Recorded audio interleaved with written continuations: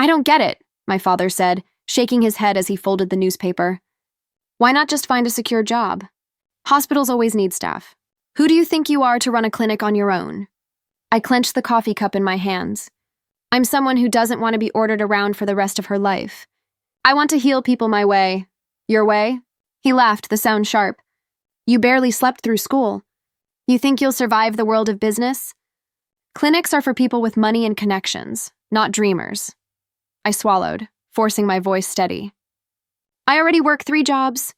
I study every night. I'll make it happen.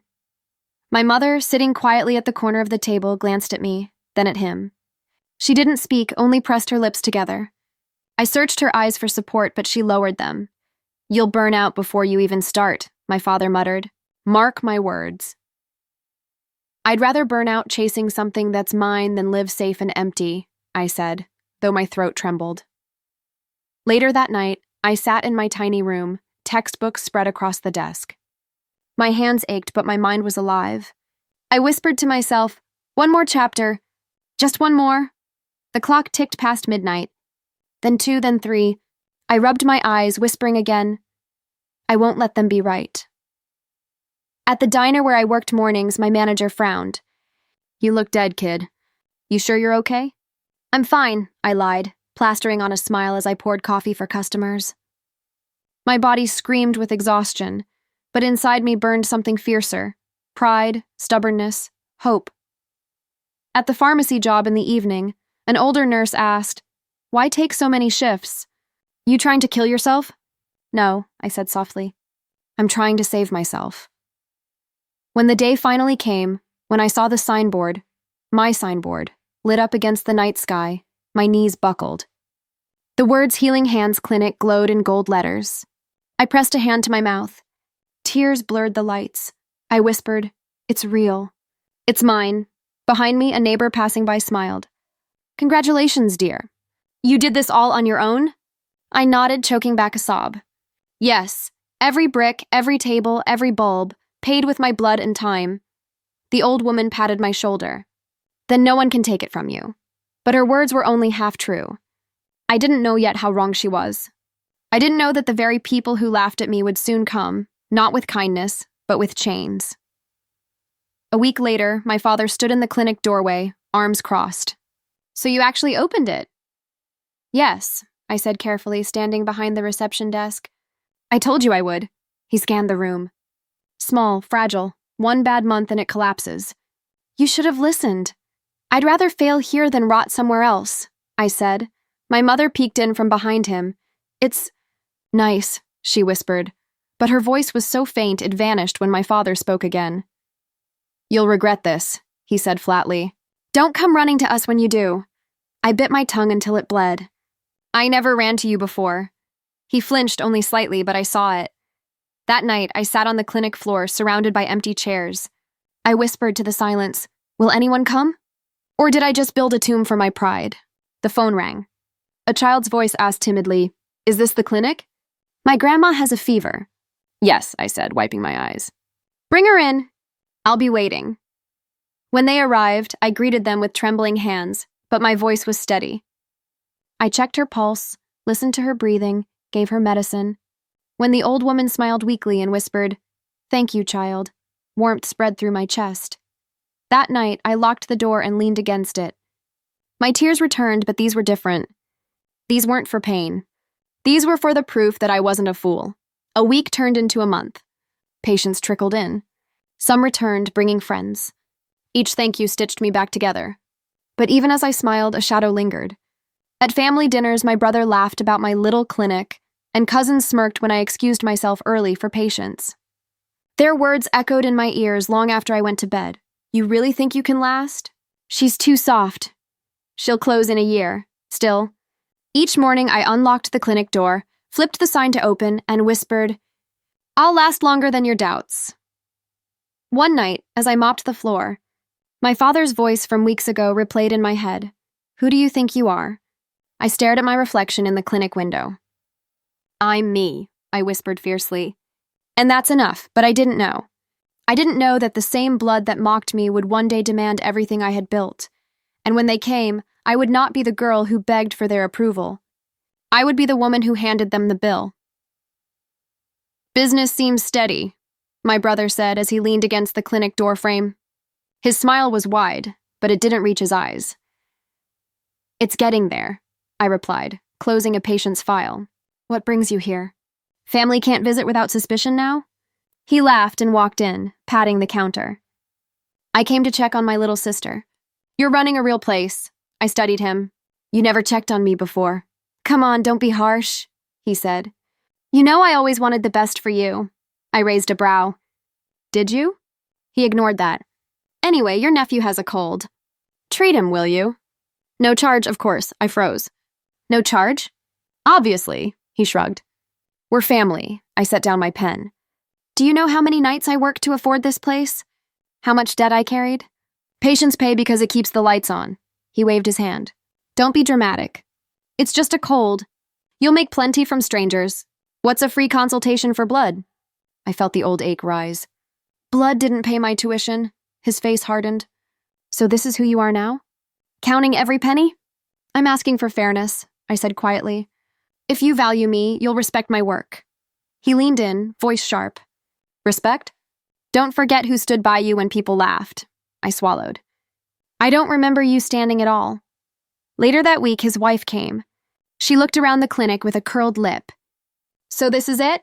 "Smaller than I imagined." "Small but mine," I said. She smirked. "Don't get proud. Success doesn't suit everyone. Anyway, we'll be coming often.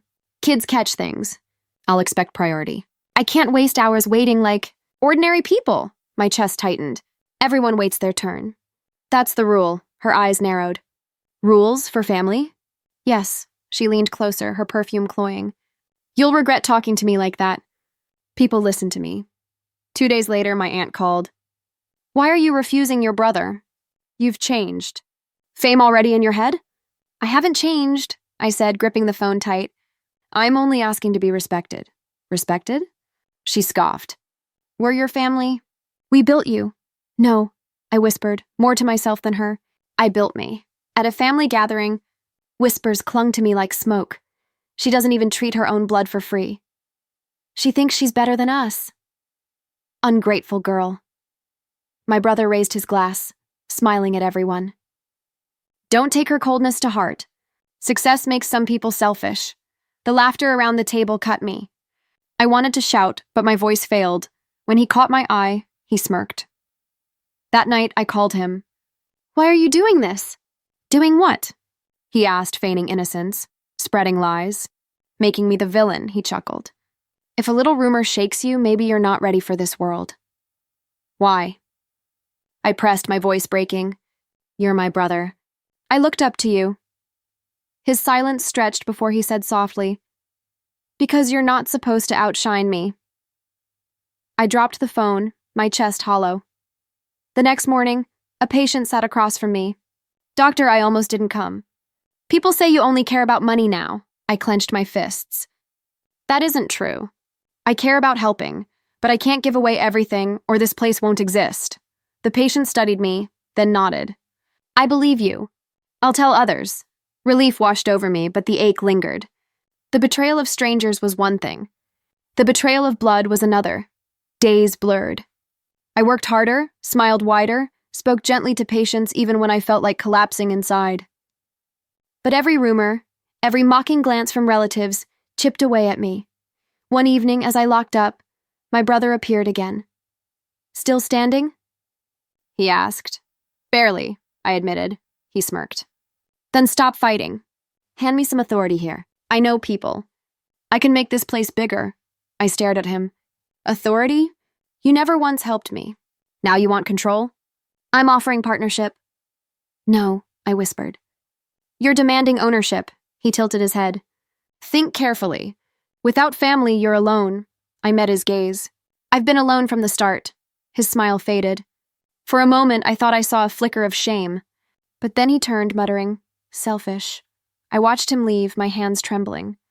My heart ached not because of his insults, but because I had once adored him, and now he was the first to betray me. "Ah, so it's true," my uncle said as he strode into the clinic, his gold watch flashing under the light. My little niece turned into a doctor with her own place. I forced a smile. Uncle, do you need treatment? Of course. My back hurts. And while you're at it, check my blood pressure too. No need for payment, we're family. I froze. I can't waive the fee. You'll need to register like everyone else. He laughed loudly, shaking his head. Listen to her. Talking like money matters more than blood. Have you forgotten who carried you as a baby? I kept my tone steady. I haven't forgotten. But carrying me once doesn't pay for medicine today. His face darkened. Ungrateful girl. We cheered when you opened this place. You laughed, I whispered. What was that? He snapped. Nothing, I said quickly, though my chest burned. Later that afternoon, my cousin strolled in, all smiles. Sis, I'm proud of you. Don't listen to the old man. We know you worked hard. Relief flickered in me. Thank you. At least someone understands. He leaned closer, voice low. But maybe you should give family a little discount. You know how people talk. If they feel slighted, it won't be good for your reputation. I frowned. So you're saying if I don't give in, they'll smear me? He spread his hands. I'm just warning you. I'll defend you, of course. But you know how relatives are. I exhaled slowly. Thank you for defending me. The next day, I overheard him outside with another cousin. She's so full of herself now. Acts like she's above us. Even refuses Uncle's request. Who does she think she is? Their laughter sliced me deeper than a blade. That evening, my uncle returned, dragging another cousin along. So, doctor, will you treat us properly now, or do we have to tell the whole town how cold you've become? My patience cracked. Uncle, where were you when I begged for help paying tuition? Where were you when I starved between shifts? You ignored me then. Why do you claim me now? He glared. You dare speak to me like that? I'm your elder. I'm your niece, I said firmly. Not your servant. If you want my service, you pay like everyone else. Gasps echoed around the waiting room. Two patients stared, whispering. My uncle's face flushed red. You'll regret this insolence, he growled, storming out. My cousin lingered behind, smirking. Bold words. But you made enemies today. Think carefully before pushing family away. You can't survive alone, I met his gaze. I've been alone since the beginning. The next family dinner was worse. As soon as I entered, whispers rippled through the room. She refused her own uncle. She charges family like strangers. She's poisoned by pride. My uncle slammed his glass on the table.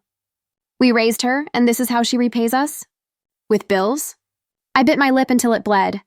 You didn't raise me. You watched me drown and laughed. Now you want a drink from the well I built? No, the room went silent. Then laughter erupted, mocking, cruel. Listen to her. Talking back like she's some queen. Arrogance will ruin her. Mark my words, she won't last. My cousin leaned in, whispering where only I could hear. You think you're strong now. But when they turn against you, you'll break. I held his gaze, my voice trembling but firm. Maybe, but I'd rather break than bow. That night, I lay awake replaying their words. Family comes first. They said it like a curse, like a chain around my throat. I remembered every unanswered call, every slammed door, every moment of silence when I begged for help. They were not there. Not once. Now they claimed me, not out of love, but out of greed. The bitterness seeped into me, heavy and sharp.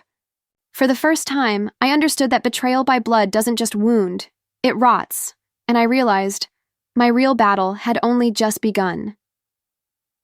I slammed the clinic door shut that night and leaned against it, sliding down until my knees touched my chest. My chest felt hollow, my throat raw. Why? I whispered into the silence. Why does family feel like a chain strangling me? The empty room gave no answer, only the faint hum of the signboard outside. I pressed my palms to my face. Am I wrong? Am I selfish? My phone buzzed. A familiar name lit up. Daniel, I answered, trying to sound steady. Hey, you sound broken, he said softly. What happened? Everything, I choked. They hate me for charging them. They call me arrogant, greedy, heartless. And the worst part? I almost believe them. Don't, he said firmly. You're none of those things. They're blood, Daniel. Doesn't blood matter? Sometimes it doesn't, he replied.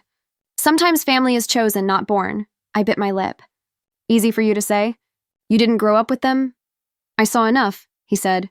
I saw you cry in school when your brother refused to pick you up. I saw you beg your uncle for a loan and get laughed at. I saw your parents turn their backs when you worked yourself to exhaustion. Tell me, where was blood then? His words hit hard. They weren't there, exactly, he said gently. So why carry their weight now? Why let their chains cut your skin? I closed my eyes. Because I wanted them to love me. You wanted, he corrected. But wanting doesn't mean they can give it. Some people don't know how to love without taking. Stop bleeding for them, my breath shook. And if I stop, what do I have left? You have yourself, he said. And you have me. Silence stretched between us. Warmth flickered in my chest, faint but real. The next evening, Daniel came by the clinic with 2 cups of tea. He set one in front of me. You look like a ghost, he said. Drink before you collapse. I took a sip, the bitterness grounding me. They said I'll regret pushing them away, that I can't survive without family. He leaned against the counter. You've already survived without them. Every scar on your hands proves it. I looked at my palms, rough from years of work. Then why does it still hurt? Because you loved them, he said simply. But love doesn't mean letting them kill your spirit. Tears slipped down my cheeks before I could stop them. I hate that I still crave their approval. That craving is natural, he said. But it's also poison. Replace it. Build your own circle. Call it family if you want, but make sure they give as much as they take. I laughed weakly. So you're saying I can pick my own family now? Yes, he said, smiling softly. Pick people who see your worth without demanding your blood in return. His voice was steady, but his eyes held something deeper, something unspoken. Later that night, as we closed up, I hesitated. Daniel, what if they never stop? What if they keep twisting every word, spreading rumors? Then fight back, he said. Not with fists. With truth, with boundaries. Stop begging them to understand. They won't, but you can stand. A flicker lit inside me. Small, fragile, but real. Stand, I repeated. He nodded. Yes, every time you open this door, every patient you heal, you're proving them wrong. Let that be your answer. I stared at the clinic sign glowing outside. For the first time, the letters didn't just look like mine. They felt like armor. Maybe I don't need to beg anymore, I whispered. You don't, he said firmly. You never did. When he left, I locked the door and stood alone in the quiet. My heart still hurt, but the cracks didn't feel empty anymore. They felt like space for something new to grow. For the first time, I thought, maybe blood isn't the only family I need. My father barged into the clinic without knocking, his voice already raised. Your nephew is sick again. Treat him? I closed the file on my desk slowly. I will, as I do for any patient. Register him at the front. His eyes narrowed. Don't play games. He's family. No forms, no bills. I stood, keeping my voice calm. Everyone fills the form. Everyone pays. That's the rule. He slammed his fist on the counter. You dare speak to me like that? I am your father. And I am a doctor, I said, though my hands trembled. This clinic survives because I treat every patient equally. Equally? He sneered. So strangers matter more than blood? They matter enough to respect my work, I whispered. He leaned forward, face red. You think a clinic makes you greater than family? Your brother trusted you with his child, and you shame us with your petty rules. The door opened behind him. My brother stepped in, holding his son's hand. His wife followed, arms crossed. Finally, my brother said, I told him you'd understand once you saw the boy. I looked at my nephew, pale, coughing softly. My chest tightened. I walked over, knelt, and said gently, I'll treat you. My brother smirked. Good. Knew you'd come to your senses. I stood, turning to him. After the treatment, you'll pay. The smirk froze. What? Market rate, I said. No discounts. No exceptions. The room fell silent. My father's face twisted with fury. Market rate? For your own blood? I didn't flinch. Yes, you ungrateful child, he hissed. We raised you, fed you, clothed you. This is how you repay us? I felt my throat close, but I forced the words out. You raised me, yes, but you never believed in me. You fed me, but mocked my dreams. When I begged for help, you looked away. I built this place alone. Every brick is mine. If you wanted services, you pay like everyone else. My brother's voice cut through, sharp. She's lost her mind. She thinks she's above us now. Above you? I laughed bitterly. I was beneath you for years, begging. Now that I stand on my own feet, you want to drag me down again. My sister-in-law scoffed. Listen to her, acting righteous while her own nephew suffers. I clenched my fists. I will not let him suffer. I will treat him. But the bill will be handed to you, same as any patient. My father's voice dropped low, like a warning growl. Tear that bill, or tear your family apart. My hands shook as I picked up the clipboard, filled out the form, and signed it. Then I slid the paper across the counter. Here's the bill. Full market rate. The silence felt like thunder. My father's face turned crimson. You dare? I dare, I whispered. My brother's mask slipped completely. You've always been jealous. Always wanted to prove you're better. Fine. Keep your filthy rules. Don't expect family to stand with you again. I met his glare. When did you ever stand with me? You left me to drown. Now you want to eat what I bled to build. My father shoved the clipboard back at me. We will not pay. Do you hear me? We will not. Then you will not be treated here, I said. My voice surprised me. It didn't break. My nephew coughed again, his small body shaking. My chest ached, but I stood firm. My brother cursed under his breath. Fine, do it. Treat him. But don't think we'll forgive you. I treated the boy, gently, carefully, every step filled with both love and pain. When he smiled faintly after the medicine, I almost broke down. But I straightened, wrote the prescription, and handed it to my brother. The total is here, I said, sliding the bill across. He stared at it, then at me. You heartless witch, I held his gaze. No, Heartless was leaving me to starve. Heartless was mocking me when I scraped for coins. Charging you now? That's survival. That's justice. My father's fists trembled. You've lost all respect for us. No, I said quietly. I finally learned respect for myself. They stormed out, my brother dragging his wife behind him, my father slamming the door so hard the glass rattled. I stood alone in the silence, my knees weak. My heart felt torn open, yet something inside me breathed freer than ever before. I whispered to the empty room. Family didn't pay my tuition. Family didn't stand with me when I starved. This clinic is mine, and if they want it, just like anyone else, they pay the market rate. The words echoed in the air, sharp and final. It felt like ripping my heart out, but it also felt like freedom. Ungrateful.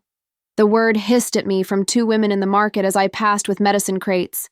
She charges her own father, another muttered. Imagine what she does to strangers. I gripped the handles tighter, forcing myself not to stop. But the whispers followed me everywhere. The next morning, I opened the clinic to find 2 empty chairs where there were usually 5 waiting patients. I smiled at the single man sitting there. You're early, he shifted uneasily. Honestly, I almost didn't come. People are saying you only care about money, that you humiliated your own family. My chest ached. I didn't humiliate anyone. I asked for fairness. He studied me. Fairness or greed? That's what they're asking. I leaned forward. If I was greedy, would I be sitting here alone, barely earning enough to keep the lights on? I treat because I want people healed. Rumors won't change that, he nodded slowly. I'll come back. I'll tell others too. That night, Daniel called. How bad is it?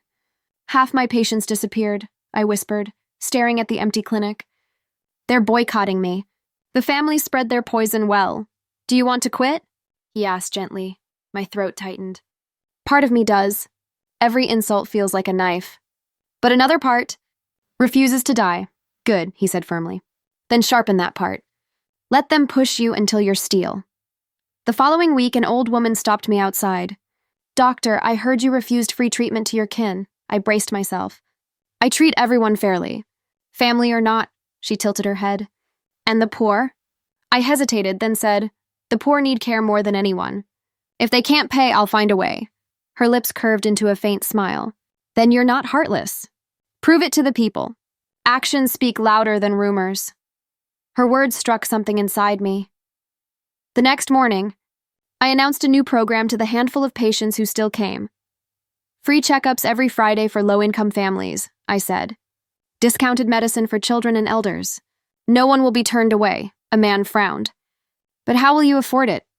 I'll tighten my own belt, I said. This clinic was built to heal, not just to survive.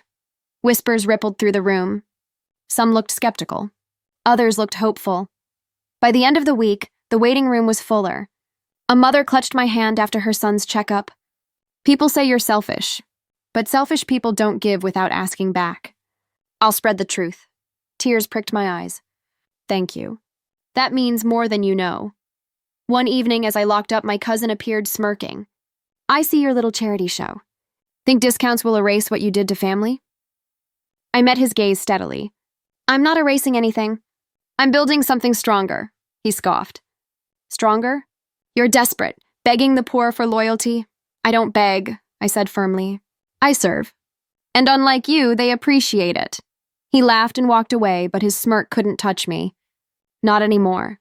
Still, the nights were the hardest. I lay in bed staring at the ceiling, tears slipping silently. The voices replayed endlessly, ungrateful, heartless, selfish. I whispered into the dark, am I? But then I remembered the children's smiles, the gratitude in their parents' eyes. Those memories answered louder than the rumors. Daniel stopped by again, dropping a bag of bread on the counter. You look thinner. I've been skipping meals to cover costs, I admitted. He frowned. Don't kill yourself to prove a point. I'm not proving a point, I said softly. I'm proving I won't break, he studied me. Then promise me something. If you keep giving, make sure you keep something for yourself too. I nodded slowly. I'll try. By the end of the month, the tide shifted. Patients trickled back, murmuring apologies. We believed the rumors, one man admitted. But we see now you're different. You care. Rumors don't heal fevers, I said with a weary smile. At the next family dinner, my uncle sneered across the table. So you've turned beggar doctor now, handing out scraps to the poor? I met his glare calmly. If giving care is begging, then I'll beg proudly. At least they thank me instead of spitting on me. My father slammed his cup down. Still defying us? Yes, I said. My voice didn't shake this time, because I'd rather lose family who curse me than lose myself trying to please them. The table fell silent.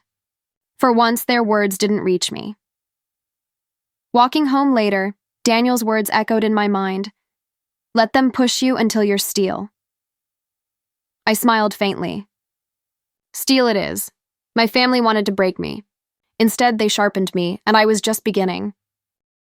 I was arranging medicine boxes when a patient whispered, Did you hear? Your brother's shop shut down. I looked up sharply. What? She nodded. Bad deals, they say. He owes money everywhere. Creditors circle like vultures. My chest tightened. For a moment, guilt stirred, but it faded when I remembered his smirk the night he called me selfish. That evening, my father stormed into the clinic. Your brother's business collapsed. People gossip. Do you feel proud now? I set down the ledger.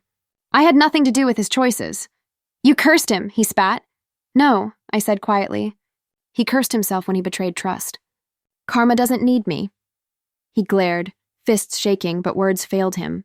He left, slamming the door. A week later, I overheard laughter in the market. That uncle of hers? Lost all his friends. No one lends him a coin now, another voice chimed in. Serves him right. He used everyone, even his own niece. I turned away before they noticed me, a strange ache in my chest. Not pity, something colder. That night, Daniel sat across from me, sipping tea. You look unsettled. My brother. My uncle. They're falling apart. And? I hesitated. Part of me wants to feel sorry. Another part whispers they earned it. He leaned forward. Which part do you believe? I whispered. The latter. Good, he said. Don't waste tears on people who never cried for you. 2 days later, my brother showed up at the clinic.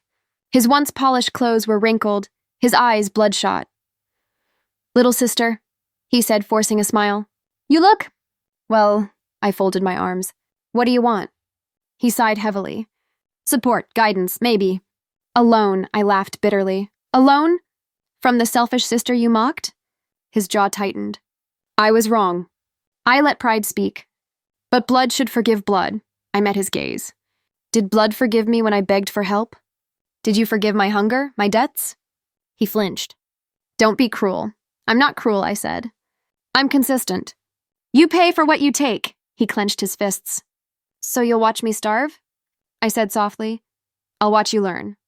The following week, my uncle appeared. His booming voice was gone. He shuffled in quietly. Niece, he said, almost bowing. How radiant you look. Business must be good, I raised an eyebrow. Why are you here? His smile wavered. I may have spoken too harshly before. I was misguided. You're a fine doctor. Perhaps we could, work together. I bring patients, you give me a small share. I laughed outright. A share? After you called me ungrateful? After you tried to shame me? He winced. I was wrong. They've turned from me.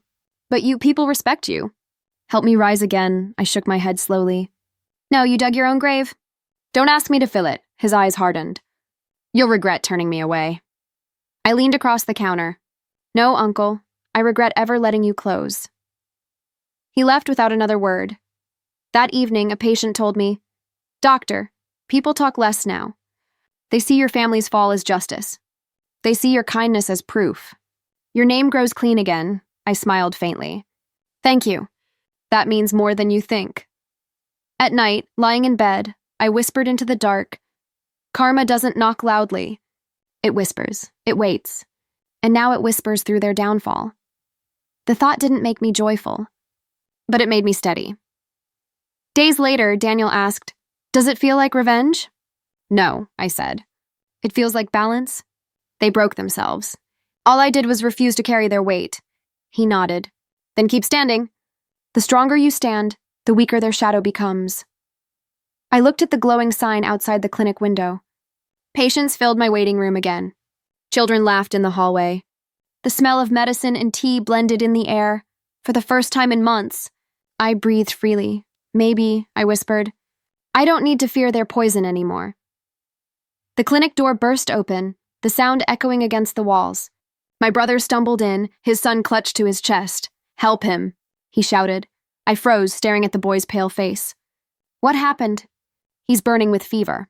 He can't breathe right, my brother said, voice frantic. I hurried over, touched the child's forehead. It was scorching. My chest tightened.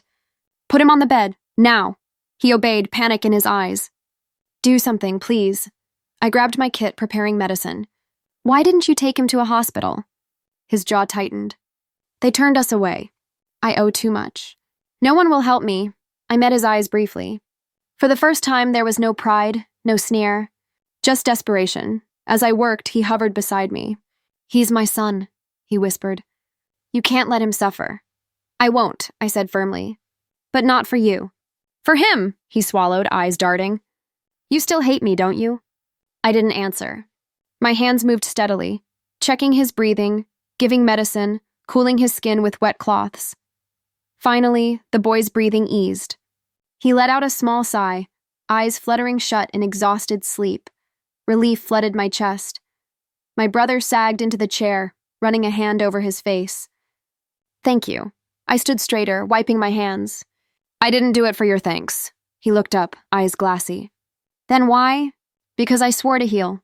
Because children don't deserve to pay for their father's mistakes. He flinched. You think I'm a mistake? I met his gaze. I think you became one. For a long moment, silence filled the room, broken only by the boy's soft breathing. Then I pulled a form from the counter and began writing. What's that? He asked sharply.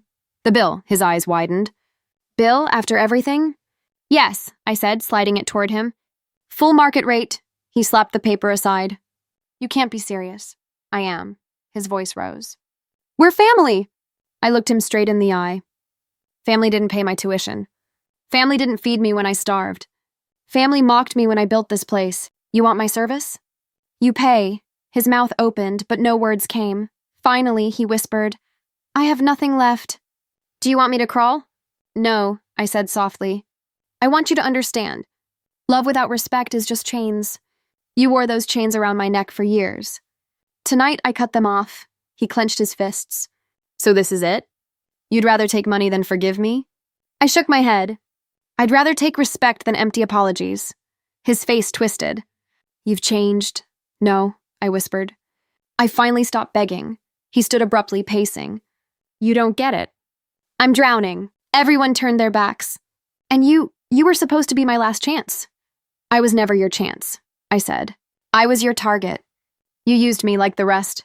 But I won't be used again. He stopped, glaring at me. You'll regret this. When he grows, I'll tell him how you turned on us. I looked at the sleeping boy and whispered, "Tell him the truth, that I saved him when no one else would." Silence stretched. My brother's shoulders slumped. He sank into the chair, staring at the floor. For the first time, he looked small. "Maybe I deserve this," he muttered. I felt my heart tighten. For years, I had craved those words. Now that they came, they felt hollow. I turned away, whispering, "Maybe." He finally stood, picking up the bill with trembling hands. His voice was low, almost broken. "I'll pay, somehow," I nodded. "When you do, the debt will be cleared." "Not before." As he walked toward the door, he paused. "Do you still hate me?" I closed my eyes. "I don't hate you. I just don't need you anymore." He left without another word, the door clicking shut behind him. I sat beside his son for a moment, brushing a strand of hair from his forehead. "You deserved better than this mess," I whispered. Then I straightened, staring at the bill still on the counter. My hand trembled, but my resolve didn't. "You pay," I said to the empty room, "because love without respect is just chains, and I won't wear them again." "Did you hear?" A patient whispered while I checked her blood pressure. "Your uncle? People won't lend him money anymore. They say he cheated too many times." I nodded silently. "And your brother," she added. "Merchants laugh at him.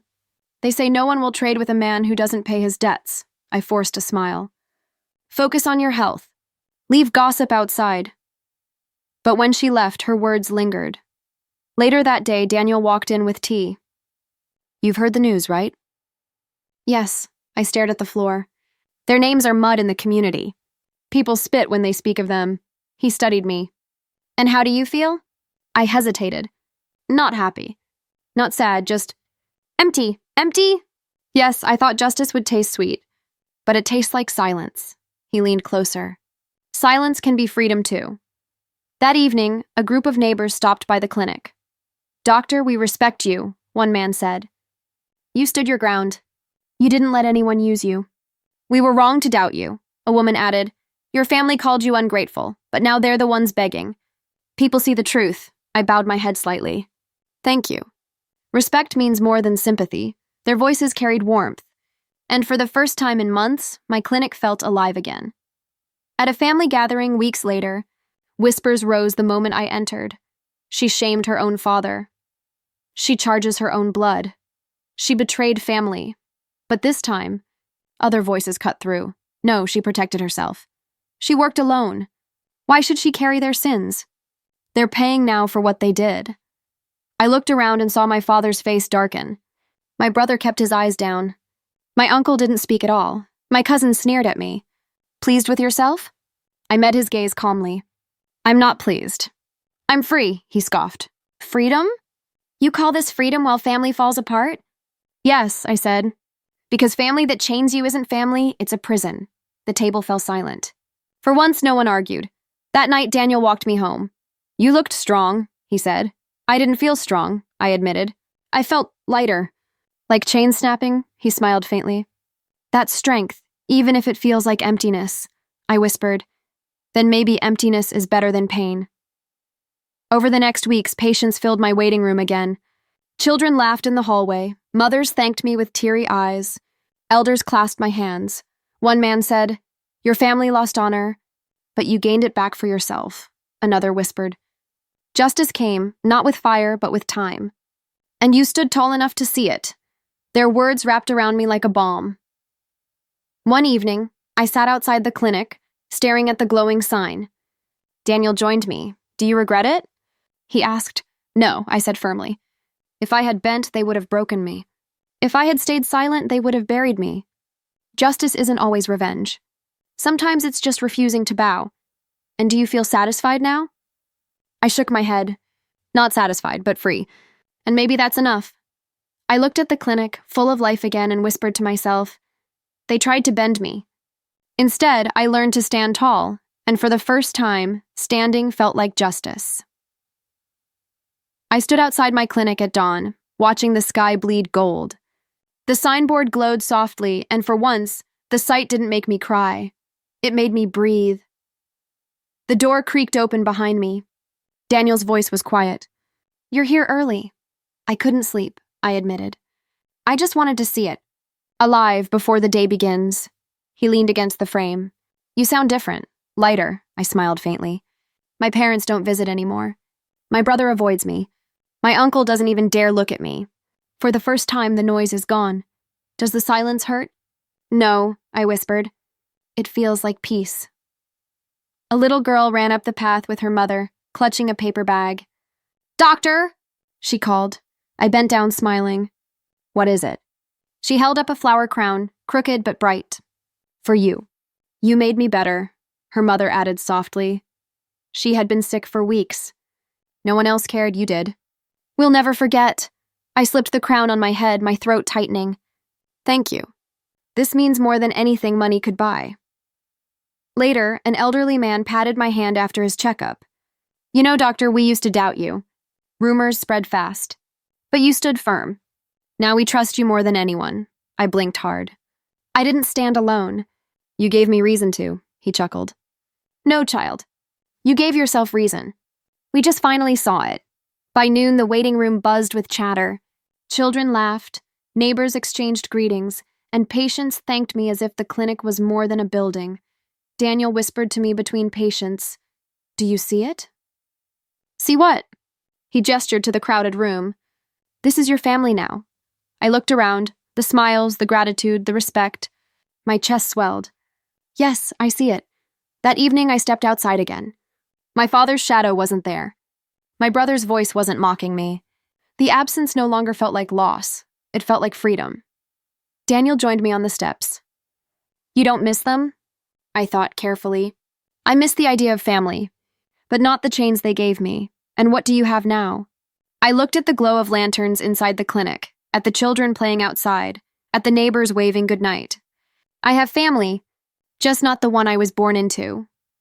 The little girl with the flower crown ran past again, calling, Good night, doctor. I waved back, smiling. Daniel nudged me. See? They've already claimed you, I whispered, almost to myself. Then maybe I've claimed them too. The next morning, as I unlocked the clinic, a woman stopped me. We heard your relatives talk, she said. They said you abandoned them. I held her gaze. I didn't abandon anyone. I just stopped being their servant, she nodded firmly. Good, because we need you more. And we'll stand by you. Her words lit something inside me. Later that day, Daniel asked, So what now? You've stood tall. You've faced betrayal. What's next? I smiled. Now? I keep healing. I keep building. I keep loving the people who love me back. And the rest? I shrugged. Let them fade. My life isn't theirs anymore. At sunset, I stood once more in front of my clinic, the sign glowing against the sky. For years, I had begged for love, for approval, for belonging.